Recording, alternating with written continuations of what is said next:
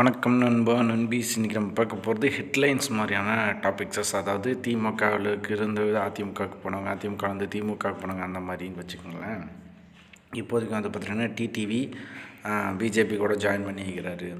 அதேமாதிரி வைத்தியலிங்கம் சார் வந்து ஓபிஎஸோடைய ஆள், அவரும் வந்து பார்த்துட்டோம்னா டிஎம்கேல ஜாயின் பண்ணிக்கிறாரு. இது போக நம்மளை சுற்றி என்ன தான் தினமும் நடக்குது அப்படிங்கிறது இனிமேல் டெய்லி ஒரே வீடியோவில் மேக்ஸிமம் எல்லாத்தையும் கவர் பண்ணலாம் அப்படிங்கிற ஐடியா இருக்குது. அதுக்கு இந்த வீடியோ தான் ஸ்டார்ட் அப்பாக பண்ணுறேன். என்னுடைய பிஸ்னஸ் சம்மந்தமாக இந்த ஒரு ஆடையும் நான் சின்னதாக போஸ்ட் பண்ணிக்கிறேன். என்னென்னா ஐமன் ஜுவல்ஸ் அண்ட் கவரிங் ஜுவல்ஸை நம்ம ஹோல்சேலாக மேனுஃபேக்சர் பண்ணி சேல் பண்ணுறோம். உங்களுக்கு என்ன விதமான ரெக்குயர்மெண்ட் இருக்குதோ அதுக்கு தகுந்த மாதிரி ஜுவல்லை நாங்கள் மேக் பண்ணி கொடுக்குறோம்.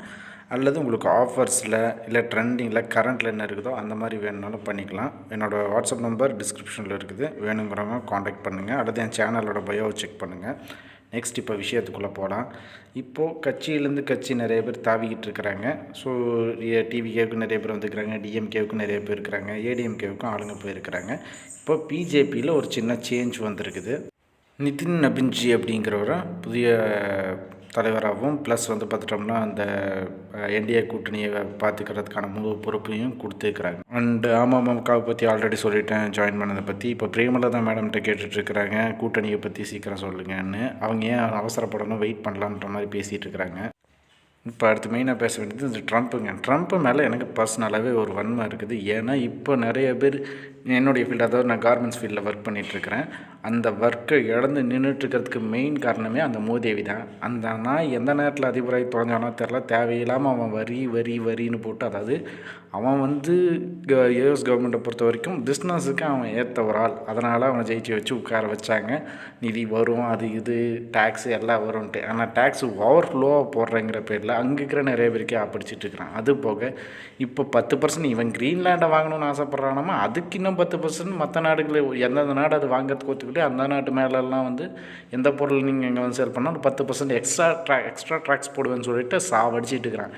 இந்த பரதேசனா இருக்கிறானே, இவனை வச்சுட்டு அந்த அமெரிக்கா, அதனால தான் இன்னும் அமெரிக்கா அப்படி இருக்குது, இன்னும் விளங்காமல் தான் போக மாட்டேங்குது அவன் பண்ணுற ஒவ்வொரு வேலைக்குமே. ஸோ அவன் மேலே இருக்கிற பர்சனல் வன்மம் எனக்குன்னு கொஞ்சம் இருக்குது. ஏன்னா நிறைய தொழிலாளிகள் இந்தியாவில் பாதிக்கப்பட்டதுக்கு மெயின் காரணமே இப்போ அவன் தான். ஸோ நம்ம கவர்மெண்ட்டும் சும்மா இல்லை. இப்போ வந்து பார்த்தோம்னா நீங்கள் என்ன அங்கே வாங்கினாலும் நாங்களும் கூடுதல் டேக்ஸ் போடுவோம் அப்படின்னு ஆப்போசிட் ரிவெஞ்ச் வைக்கிறோன்னு சொல்லிட்டு அவனை நீ தான் வைப்பியா, நான் உனக்கு வாயிலே வைப்பேன் அப்படிங்கிற மாதிரி ரெடி பண்ணிக்கிறாங்க. அதாவது வாயிலன்னா சாப்பாட்டு பொருட்கள் தான் இங்கேருந்து அதிகமாக அங்கே எக்ஸ்போர்ட் ஆகிறது. ரெண்டாவது கார்மெண்ட் ஐட்டம்ஸு. ஸோ அந்த பொருட்கள் மேலே கார்மெண்ட்டில் வைக்க முடியாது. ஏன்னா கார்மெண்ட் அவங்க தான் நம்மக்கிட்ட மேனுஃபேக்சர் பண்ணுறதுக்கே கொடுக்குறாங்க. நம்ம வந்து இங்கேருந்து மேனுஃபேக்சர் பண்ணி அனுப்புறது வந்து அக்ரிகல்ச்சர் ப்ராடக்ட்ஸ், விவசாய ப்ராடக்ட்ஸ், பருப்பு, உப்பு, சர்க்கரை, அந்த மாதிரி ஐட்டம். ஸோ அது எல்லாத்துக்கும் நாங்கள் வைக்கிறேன்னா நீங்கள் எப்படி அதை தூக்கி உங்கள் வாயில் வைக்கிறீங்கன்னு பார்க்கலாம் அப்படிங்கிறதுக்காக அதில் டேக்ஸை ஏற்றிட்டுருக்குறாங்க நம்ம ஆளுங்க. இது வந்து 1ஆம் தேதியிலேருந்து அங்கே அமலுக்கு வரும்னு சொல்கிறதுனால இங்கேயும் சேம் மெத்தடு அவங்க பண்ணுறதை வச்சு தான் ஃபாலோ பண்ண முடியும். அவங்க பண்ணுறேன்னு சொன்னதுனாலே நம்ம ஆரம்பிக்க முடியாது, பண்ண ஆரம்பித்தா தான் நம்மளும் பண்ண முடியும். அடுத்து லோக்கல் நியூஸ்க்கு வரலாம்.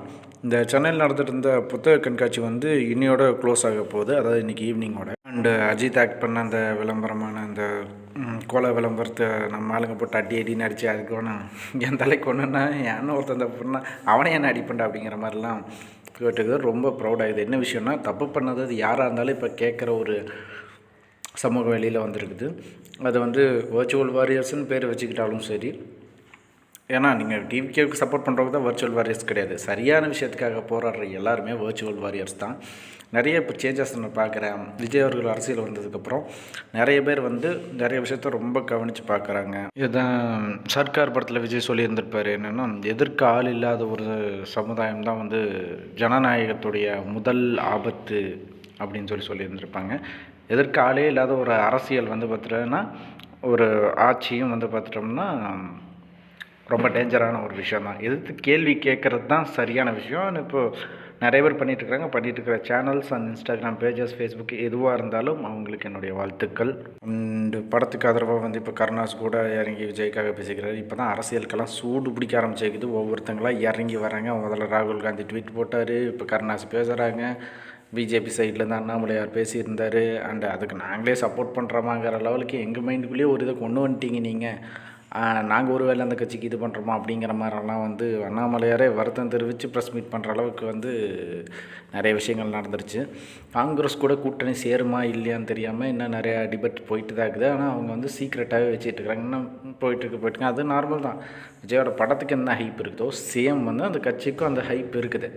சடனாக இப்போவே அந்த இதை ரிலீஸ் பண்ணிவிட்டு அந்த ஹைப் போயிடும். அந்த ரீசனுக்காக தான் இன்னமும் வச்சுட்டுருக்குறாங்க. ஆனால் இது திமுகவோட கூட்டணி ரத்து பண்ண போகிறாங்களா இல்லையான்றதை பற்றி இன்றைக்கி செய்தியாளர் சந்திப்பில் தந்தி டிவியில் வந்து பேசியிருந்துக்கிறாங்க. எல்லாமே டிஸ்கஷனில் தான் இருக்குது. இன்னும் எதுவுமே முடிவு பண்ணல. ஏன்னா எடுத்த உடனே சொல்ல முடியாது. அதுதான் அரசியல். அதுபோக கூட்டணி ரத்துங்கிறது எனக்கு தெரிஞ்ச அரசியல் அறிவு வச்சு சொல்கிறேன். இப்போ கூட்டணி ரத்து பண்ணுறதுனால எந்த பிரச்சனையும் கிடையாது. ஏன்னா வந்து சட்டமன்றத்தில் வந்து பார்த்துட்டோம்னா பாராளுமன்ற தேர்தலில் அவங்க கூட்டணி வச்சுக்கிறாங்க. சட்டமன்ற தேர்தலுக்கு வந்து வேற ஒரு கட்சி கூட கூட்டணி வைக்கக்கூடாதுன்னு சொல்லவே முடியாது. தேவைப்பட்டவங்க வச்சுக்கலாம். ஆனால் அதில் என்ன ஒரு பெரிய பிரச்சனைனா, இவங்க அந்த எலெக்ஷனுக்காக இந்த எலெக்ஷனில் இருக்கும்போது அவங்கள கழுவி பேசியிருந்திருப்பாங்க. அவங்கள மறுபடியும் இப்போது நம்ம லோக்கல் எலெக்ஷனுக்கு வந்து நீங்கள் எங்களோட சப்போர்ட்டர்னா அவங்களே போய் கை கோர்த்துக்குவாங்க. அரசியல்வாதிங்கிறவங்க கோர்த்தா மக்கள் கேட்குற கேள்விக்கு யாராலையும் பதில் சொல்ல முடியாது. முதல்லன்னா அதெல்லாம் ரொம்ப சர்வசாதாரணமாக நடந்துட்டு இருந்தது.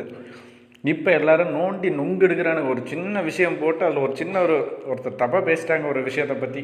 அப்படிங்கும்போது அவங்களோட சின்ன கிளிப்ஸை வச்சு அவங்க யார் எங்கேருந்து வந்தாங்க அவங்க பூர்வீகம் என்னன்னு நோண்டி எடுத்து போட்டுட்ருக்குறாங்க. ஸோ இனி வந்து மக்கள் கமல்ஹாசன் சொல்கிற மாதிரி த பீப்புள்ஸ் வாட்சிங். அதனால் எங்கேயும் ஓடவும் முடியாது, ஒளியவும் முடியாது. அடுத்து இந்த வதந்தி கிளப்புறது. இதில் என்னென்னா, இந்த செங்கோட்டையாருக்கும் நம்ம புஷியானதுக்குமே பிரச்சனை போயிட்டுருக்குது. கட்சியில் அவருக்கு சரியான இது கொடுக்கல. அவர் ஏடிஎம்கேலேருந்து இங்கே வந்ததுக்கும் புஷியானந்து கீழே தான் வேலை செய்கிற மாதிரி இருக்குது. அப்படி இப்படின்னு ஏகப்பட்ட டாக்ஸ். எதுக்கு அவரே வந்து பேட்டியில் கொடுத்துட்டாரு. அப்படியெல்லாம் எதுவும் இல்லைங்க, என்னை சுதந்திரமாக வேலை சொல்லிட்டாங்க. தற்குறின்னு சொல்லி பிரச்சனையை கிளப்புற மாதிரி இவனுக்கு ஒரு பிரச்சனையை கிளப்பிட்டு இருக்கிறாங்க. இப்போ என்னென்னா, ஆட்சியிலேருந்து முடிய போகிற நேரத்தில் கரண்ட் கட்டு கண்ட மேனி கட் ஆகிட்டு இருக்குது. இது ஒரு இன்சிடென்ட் என்னென்னா, ஒரு வீட்டோட ஜன்னல் கம்பியில் ஒரு குரங்கோட தலை மாட்டிச்சு. அதாவது குரங்கோட குட்டியோட தலை வந்து மாட்டிக்கிச்சு. அதை அந்த அம்மா குரங்கு எடுக்கிறதுக்கு எவ்வளோ ட்ரை பண்ணி முடியல. இவங்க வந்து வெளியில் இருக்கிற ஆளுங்களெல்லாம் ஃபோன் பண்ணி கூப்பிட்டு அதை எடுக்கலான்னு நினச்சா அதை கட் பண்ணி எடுக்க வேண்டிய சூழ்நிலை. ஆனால் கட் பண்ணுறதுக்கு கரண்ட் இல்லை அந்த நேரத்தில். அது வரைக்கும் குரங்கு சும்மா இருக்குமா? அது வெறும் குழந்தைய அமைதியாருன்னு சொன்னால் புரிஞ்சுக்கிறதுக்கு. அது அனிமல். அது வந்து அது இதாக எச்ச கழுத்து எக்ஸ்ட்ரா தான் மாட்டிகிட்டு இருக்குது. ஸோ அதை வந்து கஷ்டப்பட்டு சுத்தியால் அடித்து கடப்பாறையால் நம்பி கஷ்டப்பட்டு வெளியில் எடுத்து வைக்கிறாங்க. இப்போது இங்கேயே பழனியிலேயே வந்து ஒரு நாளைக்கு குறைஞ்சது 3-4 தடவைக்கு மேலே கரண்ட் கட் ஆகிட்டு இருக்குது எனக்கு தெரிஞ்சு. ஈவினிங் டைமில் இன்னும் ஹெவி. இப்போ கூட நான் பேசிகிட்டு இருக்கிற நேரத்தில் கரண்ட் இல்லை. இப்போ கரெக்டாக வந்து 1:45. டேட் வந்து 21. இன்றைக்கி ஜனவரி 21. இன்றைக்கி கூட கரண்ட் சுத்தமாக இல்லை. அதாவது சுத்தமாக இல்லைன்னா அது அப்பப்போ போகுது வருது ஒரு 1/2 hour அல்லது 1 hour மெயின்டைன் ஆகுது. அடுத்தது டிவிக்கு அந்த 12 பேரை கொண்டு வந்து இந்த மக்களுக்கு என்னென்ன பண்ணணும், என்னென்ன வாக்குறுதியாக கொடுக்கலாம், ப்ராக்டிக்கலாக என்னென்ன இருக்குதுன்னு தெரிஞ்சுக்கிறதுக்காக 12 பேர் இது பண்ணது மட்டும் இல்லாமல் இத்தனை வருஷமாக அவங்களுக்கு அவர் மக்கள் இயக்கமாகவே இருக்கும்போது அவங்களுக்குன்னு ஒரு தேவை இருந்து மக்கள் பொதுவாக எனக்கு இது இருந்தால் போதும், நான் வந்து என் வாழ்க்கை முன்னேறுன்னு பொதுவாக கேட்டிருப்பாங்க இல்லையா? அது வந்து கண்டிப்பாக தனி மனுஷனால் பண்ண முடியாததாக இருக்கும். கண்டிப்பாக அரசாங்கத்தோட சப்போர்ட்டோ இல்லை அரசாங்கம் பண்ணி தரக்கூடிய விஷயமா லெவலுக்கு இருந்திருக்கும். ஸோ அந்த மாதிரி இருக்கிற மொத்த கம்ப்ளைண்ட்ஸும் ஆல்ரெடி எடுத்து வச்சுருந்ததை இப்போ எடுத்து பிரித்து பெண் பார்க்குறாங்க. ஸோ அப்போ கொடுத்ததுக்குமே இப்போ அவங்களுக்கு வயசாக இருக்குன்னா எஸ் அப்போ வந்து கொடுத்தவங்களுக்கு இப்போ வந்து அதே ஏஜ் இருக்க போகிறது கிடையாது. பட் இப்போ அதை இம்ப்ளிமெண்ட் பண்ணால் செட் ஆகுமா ஆகாதா, அப்படி பண்ணுனா யார் அதை ஃபாலோ பண்ணிகிட்ருக்காங்க, அவங்கவுங்களுக்கு அதை பண்ணி தரலாம் அப்படிங்கிறத அருண்ராஜ் அவங்க கையில் கொடுத்து பார்க்க சொல்லியிருந்துருக்கிறாங்க. தென் வந்து இதுக்காக ஒரு பிரத்யேக வெப்சைட் இப்போது ஸ்டார்ட் பண்ண போகிறாங்க. அதுக்கான அனௌன்ஸ்மெண்ட்டும் சீக்கிரமாக வந்துடும். அது வழியாக நமக்கு இப்போ என்ன தேவை, நம்மளோட கருத்து என்ன, நம்ம ஒரு வேளை இது கிடச்சிதுன்னா எங்களோட லைஃப் இந்த மாதிரி இருக்கும் அப்படிங்கிற மாதிரி வந்து நம்மளே வந்து ஃபீட்பேக்காக எடுத்து நம்மகிட்ட வந்து அதில் மேஜராக வரதை எடுத்து இப்போது 10 பேர் கேட்குற விஷயம் வந்து கேட்குற விதம் வேறு மாதிரி இருந்தாலும் சில நேரங்களில் ஒரே மாதிரியான ரிசல்ட்டாக இருக்கும். சிலருக்கு வந்து வேலை வேணுங்கிறது ஒரு பொதுவான டாப்பிக்காக அமைஞ்சிருக்கும். சிலருக்கு சம்பளம் அதிகம் அப்படிங்கிற மாதிரி டாப்பிக்காக வந்து அமைஞ்சிருக்கும். சம்பள உயர்வு வேணும் நான் செய்கிற வேலைக்கு அப்படிங்கிற மாதிரிலாம் இருந்திருக்கும். ஸோ இந்த மாதிரி பொதுப்படையாக இருக்கிற அந்த விஷயங்களை ஃபில்டர் பண்ணி அதுலேருந்து அதை எக்ஸ்ட்ராக்ட் பண்ணி தான் தேர்தல் அறிக்கையை ரெடி பண்ண போகிறாங்க. அது போக நம்ம செங்கோட்டையன் சார் வந்து நிறைய இடத்துல வந்து சொல்லியிருந்தார் 23ஆம் தேதிக்கு அப்புறம் தெரியும் அப்படிங்கிற சில விஷயங்கள். ஸோ மேபி இந்த வெப்சைட் வந்து 23ஆம் தேதி லான்ச் ஆகிறதுக்கு வாய்ப்பு இருக்கலாம். இன்னும் அஃபிஷியலாக எதுவும் டிக்ளேர் பண்ணல. ஸோ இப்போவே தேர்தல் கடன் கொஞ்சம் ஆனால் பறக்குது. நீ நானாங்கிற மாதிரி ஆள் மாற்றி ஆள் வாக்குறுதி கொடுக்கறதுல ஆரம்பித்து ஏடிஎம்கே முந்திட்டாங்க முன்னாடியே வந்து அதுக்கான வீடியோவை ஏற்கனவே போட்டிருக்குது. ஸோ அது நிதிநிலை இதெல்லாம் பார்த்து அந்த அறிக்கை வந்த மாதிரி சுத்தமாக தெரில. அதை நம்ம ஆளுங்களே பிரித்து மேய்ஞ்சிட்டு இருக்கிறாங்க. எப்படியா நீ இதெல்லாம் சொல்கிறேன்ற மாதிரி. இனிமேல் வந்து பார்த்துட்டோம்னா நம்ம சைட்லேருந்து இந்த இது வந்துச்சுன்னா, அதாவது டிவிகே உடைய வாக்குறுதிகள் வந்துச்சுன்னா அதையும் மீதி கட்சிகள் எல்லாமே கொடுத்துருப்பாங்களே அதையும், அதுக்குள்ளே கூட்டணி அறிவிப்பும் வந்தாலும் வரலாம். ஏன்னா கூட்டணி அறிவிப்புக்கு அப்புறம் தேர்தல் அறிக்கைங்கிறது வந்து அதாவது தேர்தலில் என்னென்ன கொடுக்க போகிறாங்கங்கிறது அனௌன்ஸ்மெண்ட் ஆகாது. அதுக்கு முன்னாடியே நிறைய நேரங்களில் வந்துடும். சில நேரங்களில் இந்த கூட்டணி முடிவை பற்றி தெரிஞ்சதுக்கப்புறம் சிலர் சொல்லுவாங்க, ஏன்னா நம்ம ஒரு கட்சி தனியாக பண்ணுறாங்கன்னா அது பிரச்சனை இல்லை. இன்னொரு கட்சி கூட கூட்டணி வைக்கிறதுக்கு முன்னாடி இவங்க ஒரு வாக்குறுதி கொடுத்துட்டாங்கன்னா அதை அந்த கட்சி அப்போஸ் பண்ணணுமா இல்லை வந்து இல்லை அப்படின்னு ரிஜெக்ட் பண்ணுமா அப்படிங்கிறதுலாம் ஒரு பெரிய டிபேட்டே இருக்குது. ஸோ இப்போதைக்கு ஜனநாயகம் பிரச்சனையிலேருந்து அதாவது டாப்பிக்கை சொல்கிறேன், வெளியில் வந்து எப்படியாவது தேர்தலுங்கிற இதுக்குள்ளே போயிடுச்சுன்னா ஃபுல் ஃபயர் ஆயிரும். டிவிக்கே உள்ளே போயிடுச்சுன்னா. ஸோ அதுக்கப்புறம் எப்படி இந்த கட்சியை இது பண்ணலாம், யார் அப்ரோச் பண்ணலாம், எப்படி இது தேர்தல் வேலை செய்யலாம் அப்படின்னு சொல்லி எல்லா கட்சிகளும் முனைப்பாக இறங்கிரும். இது இருமுனை போட்டியா மும்முனை போட்டியா நான்முனை போட்டியா அதெல்லாம் வந்து தெரியாது. ஆனால் டிவிக்கே டிஎம்கே இந்த ரெண்டையும் சொல்லியிருக்கிறாங்க. இப்போதைக்கு நிறைய போலிங் எடுக்கிறது அதை பேஸ் பண்ணி தான் எடுக்கிறாங்களே தவிர மற்ற கட்சிகளை போய் எடுக்கிற மாதிரி எந்த சேனலுமே காட்டலை. எனக்கு வசதி வாய்ப்பு இருந்ததுன்னா நான் கண்டிப்பாக இந்த தொகுதியில் இருக்கிற மற்ற கட்சிகளை வந்து மீட் பண்ணி ஒவ்வொருத்தருடைய தனிப்பட்ட முறையில் இருக்கிற கருத்தையும் ப்ளஸ் வந்து பார்த்துட்டோம்னா மக்களோட கருத்துலேயும் தனித்தனியாக எல்லா கட்சியோடதும் நான் கேட்டு பொதுவாக தான் எடுத்து போட்டு வந்திருப்பேன்.